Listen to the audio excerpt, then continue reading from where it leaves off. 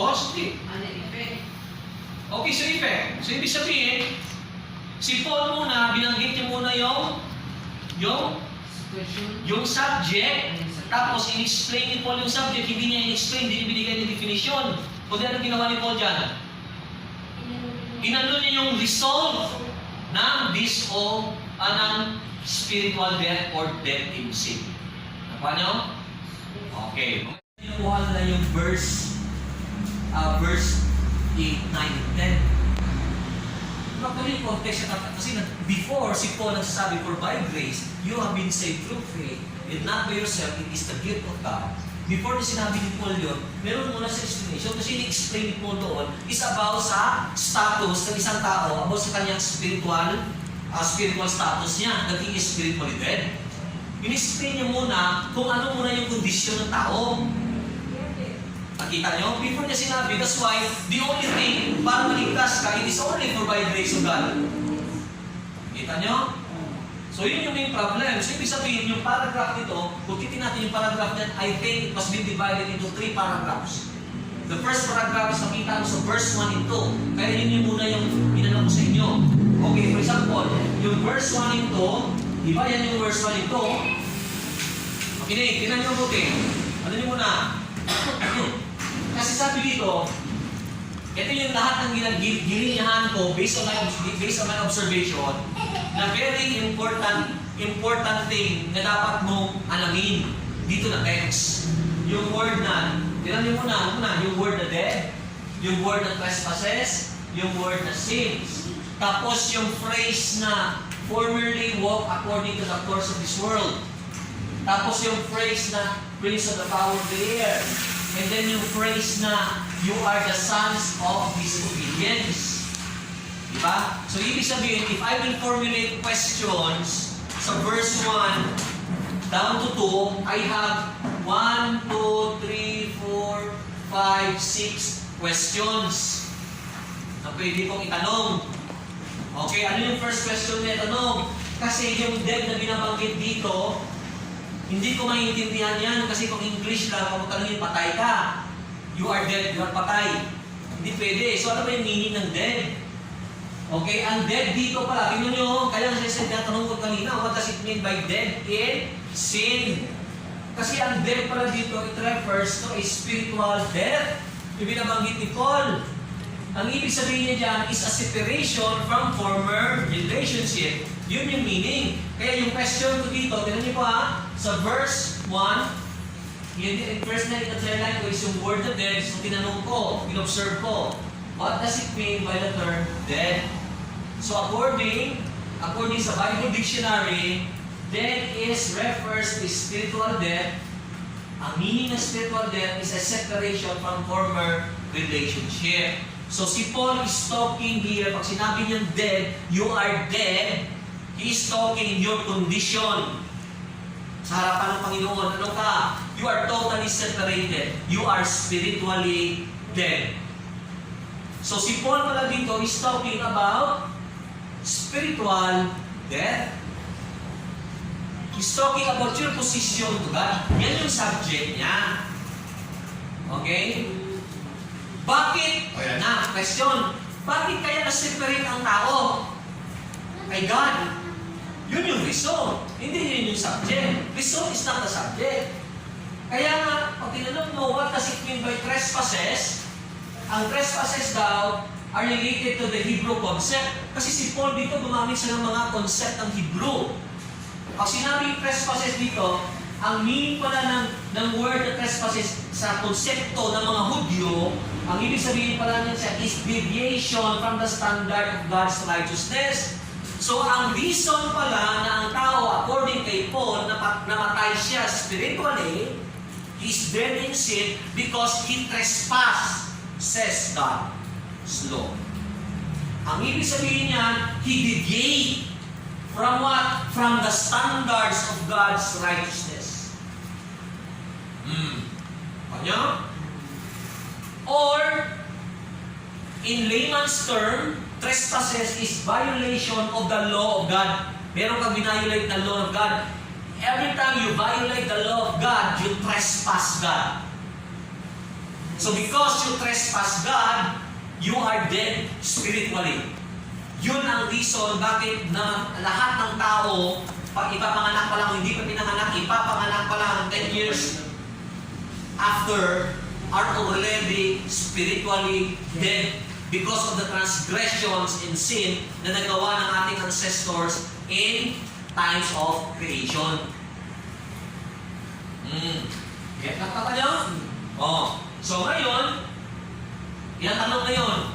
Observation nyo, dalawa na, 1, 2. Tatanungin nyo yung sins. Tandaan nyo, don't use term in our own language, ha? Yung Bible, yung words na ginagamit na dyan, sa kanilang iwayan. Kaya tinanong mo yung word na sin. Yung sin pala ng word is comes from the word, Greek word, hamartia. Verb yan siya. Okay? Ang ibig sabihin ng hamartia means missing the mark, or literally means, ang hamartia is not a verb, it is what? Adjective.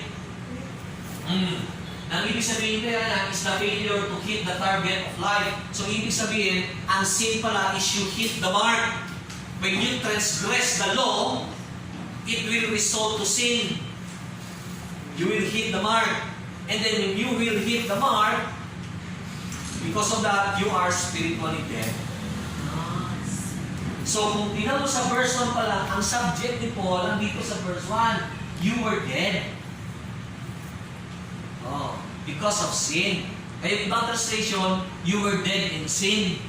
Pero sa NASB, you were dead in your trespasses and sins. So, meaning yan, kung i-gather mo lahat, isa lang yung point ni Paul dyan. He's talking about what? He's talking about the person na a person yung former mo na status before you receive Christ as a personal Savior. Ano ka? You are spiritually dead. Kaya pagdating sa verse 1 pagdating sa verse 2, diniscuss po na yung subject noon, ano ba yung sinasabi niya, and then pagkatapos in-explain ni Paul.